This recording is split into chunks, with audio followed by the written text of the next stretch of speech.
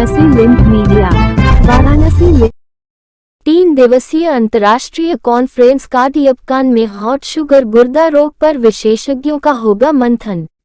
वाराणसी के दुर्गाकुंड स्थित कार्डियपकान सोसाइटी के राष्ट्रीय अध्यक्ष डॉक्टर पल्लवी मिश्रा, राष्ट्रीय सचिव डॉक्टर आशुतोष मिश्रा ने संयुक्त रूप से बताया कि 3 दिवसीय अंतर्राष्ट्रीय कार्डियपकान बीएचयू के स्वतंत्रता भवन कॉन्फ्रेंस में हॉट शुगर व गुर्दा रोग पर विशेषज्ञ मंथन करेंगे, जिसमें देश ही नहीं बल्कि विदेशों से भी विशेषज्ञ शामिल होंगे, जो हॉट गुर्दा और शुगर रोग के इलाज पर वैश्विक स्तर पर होने वाले आधुनिक शोध व नई पद्धतियां पर चर्चा करेंगे। और उन्होंने आगे बताया कि दूसरे दिन 8 मार्च को अंतर्राष्ट्रीय महिला दिवस होने के उपलक्ष्य में 11 दिव्यांग महिलाओं को एवं 11 सामान्य महिलाओं को उनके उत्कृष्ट सामाजिक योगदान के लिए सम्मानित किया जाएगा। पत्रकार वार्ता में मुख्य सलाहकार डॉक्टर उत्तम ओझा, डॉक्टर नूपुर ओझा एवं सारनिया ओझा आदि लोग शामिल रहे।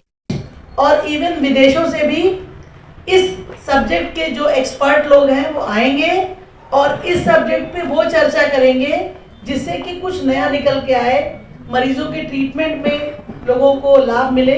और विभिन्न डॉक्टर आएंगे जो इसमें भाग लेंगे और सीखेंगे कि क्या विचारों के आदान प्रदान हो रहे हैं। ये कॉन्फ्रेंस 7, 8 और 9 मार्च को है। 7, 8 और 9 मार्च को 3 दिवसीय कॉन्फ्रेंस है, जो कि हम लोग स्वतंत्रता भवन में कर रहे हैं। उम्मीद है कि लगभग 300 से 400 डेलीगेट्स आएंगे, जो पार्टिसिपेंट्स होते हैं, डॉक्टर्स होते हैं, और लगभग 200 फैकल्टी आ रही हैं जो कंफर्म है, जिनके टिकट हो चुके हैं, जिनका स्टे हो चुका है। तो लगभग 200 फैकल्टी आ रही है, जिसमें स्पीकर है, चेयरपर्सन है। 10 से लेकर 600 लोग वहाँ पे 3 दिन में लगभग जुटेंगे। इनकी संख्या ज्यादा भी हो सकती है। के लिए आ रहे हैं, अपना पेपर प्रेजेंटेशन के लिए आ रहे हैं, जिनका पेपर प्रेजेंटेशन कई विभिन्न वर्कशॉप हो गई, सर ने कहा, इसमें वेंटिलेटर की वर्कशॉप, डाइट की वर्कशॉप, डायलिसिस की वर्कशॉप, ये विभिन्न वर्कशॉप, एबीजी की वर्कशॉप, जिससे कि हम लोग जब पेशेंट ट्रीट करते हैं तो इसमें कैसे हो, तो और लोग आएंगे और सीखेंगे कि क्या प्रोसेस है और इसमें क्या जानकारी है। इसके अलावा इस कॉन्फ्रेंस में, क्योंकि ये कॉन्फ्रेंस 7, 8 और 9 मार्च को है, तो 8 को यानी 8 मार्च को आप सभी लोग जानते हैं कि इंटरनेशनल वुमेन्स डे है। तो उस दिन हम लोग इसमें 11 दिव्यांग महिलाओं का और 11 सामान्य महिलाएं, जो कि अपने क्षेत्र में उन्होंने कुछ विशेष भूमिका निभाई है, समाज को कुछ विशेष योगदान किया है, इसके लिए हम लोग उनको सम्मानित करेंगे। आज की ये पत्रकार वार्ता इसलिए बुलाई गई है ताकि हम लोग आपको एक अत्यंत महत्वपूर्ण प्रोग्राम जो है, जिसका नाम कार्डियपकान जिस का आयोजन के संबंधित जानकारी के लिए बुलाई गई है। और आप सब लोगों को ये जानकर गर्व होगा, अपितु भारत का सम्मान एक तरीके से एक सोसाइटी है जिसमें कार्डियो, डायबिटीज, रीनल की चर्चा करते हैं।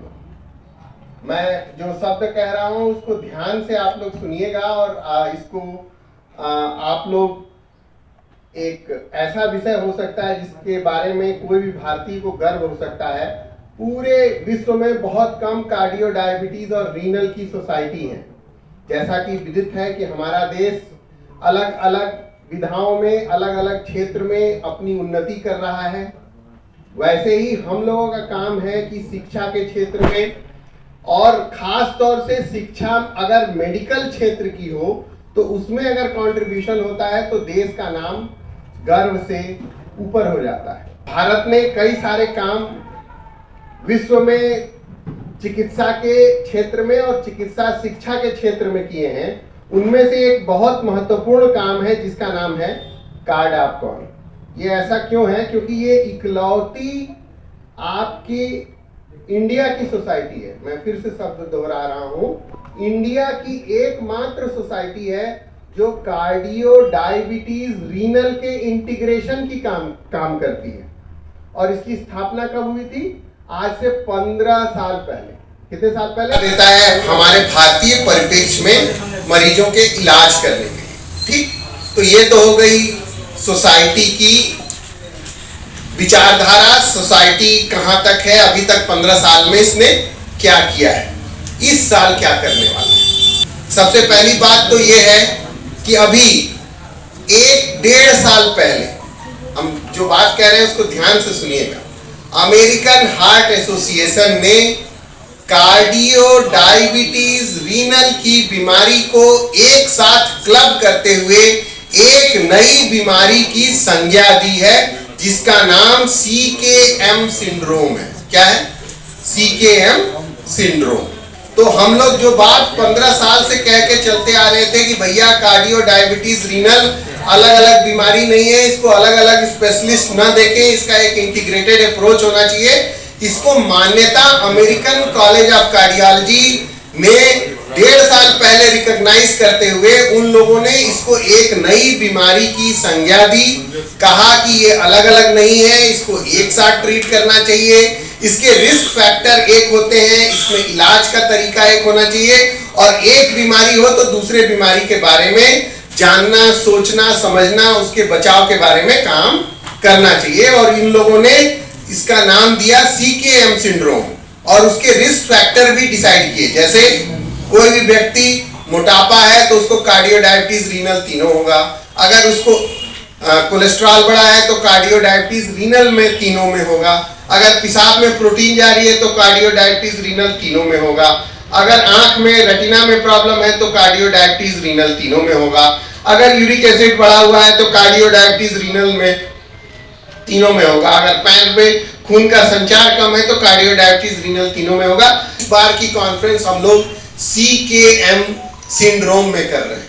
तो ये जो CKM सिंड्रोम है ये एक स्टैब्लिश्ड डिजीज है जिसको पूरा विश्व रिकॉग्नाइज करता है। ठीक, तो पूरी 3 दिन की हम लोग की कॉन्फ्रेंस है, 2 पैरेलल सेशन होंगे, 2 हॉल हैं, सारंगधर हॉल और सुश्रुत हॉल, इन दोनों में चर्चाएं होंगी इन विभिन्न टॉपिक्स पे। इसके अलावा वर्कशॉप्स होंगे, इसके अलावा समग्र चिकित्सा के ध्यान में रखते हुए हर एक पहलू को बहुत बारीकी से देखा गया है, हर एक संभावना को तलाशा गया है, भले ही वो फिजियोथेरेपी हो, एक्सरसाइज हो, डाइट हो, हर्बल मेडिसिन हो, हर एक विधा को सही सम्मान देते हुए उसका पोटेंशियल सही से इस्तेमाल करते हुए मानवता के लिए कैसे इस्तेमाल किया जा सकता है, सारे ईगो, सारे बंधन को दरकिनार करते हुए